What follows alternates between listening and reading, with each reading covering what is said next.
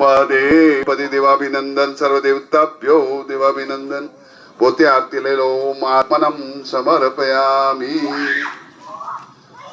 જવા દો આરતી. અહીં બેઠેલા તમામ ભક્તો એક વખત પ્રેમથી બોલો જય સિયારામ. જય સિયારામ. જય સિયારામ. જય સિયારામ.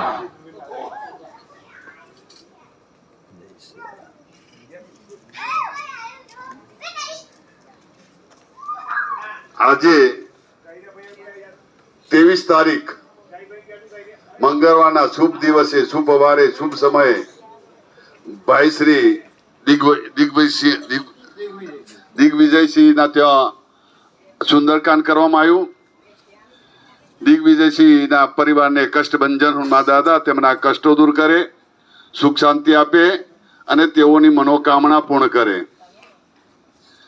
આ સુંદરકાંડ સ્વર્ગવાસી અજીતસિંહ ને અર્પણ કરવામાં આવશે, કારણ કે એનો આત્માને શાંતિ મળે એટલા માટે. જ્યારે 6 વર્ષ પૂરા થયા ને, આજે આ 6ઠું વર્ષ પૂરું થાય છે. જ્યારે શરૂઆતમાં મને આ સુંદરકાંડ કરવા જ્યારે જીવતા હતા ત્યારે મને સુંદરકાંડ કરવા બોલાયેલો અહીંયાના ઘરે, અને એ સુંદરકાંડ સાંભળીને એટલા બધા એ ખુશ થઈ ગયેલા કે ગામડામાં જ્યારે મંદિર બનાવી ત્યાં પણ અમને સુંદરકાંડ કરવા માટે લઈ ગયા. ત્યાં ભોજન કરાવ્યું અને અમારા પરિવારને બધાને જમાડ્યા. એને સુંદરકાંડ પ્રત્યે બહુ જ ભાવના હતી, હનુમાન પ્રત્યે બહુ જ ભાવના હતી, અને વારંવાર સુંદરકાંડ કરાવતા હતા.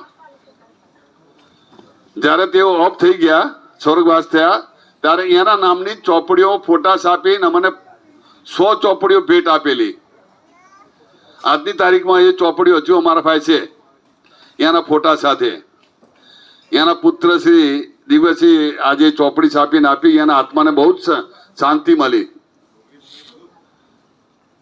જ્યારે પુત્ર પિતા માટે આટલું કરે અને પિતા જો ખુશ થાય તો આખો સંસાર સુખી થાય. માતા પિતાને હંમેશા જેટલું બને એટલું તમે પ્રેમ આપો, ભક્તિ આપો, પગે લાગો. એ માતા પિતાના આશીર્વાદ તમે ખૂબ જ સુખી થાવ. હનુમાનજી દાદા એ અમર ફળ ખાધેલું છે, જીવતા જાગતા દેવ છે. જેઓએ ડાબા પગમાં પનોતી દબાયેલી છે. કોઈ ભગવાનની તાકાત નથી કે પનોતી દબાવે.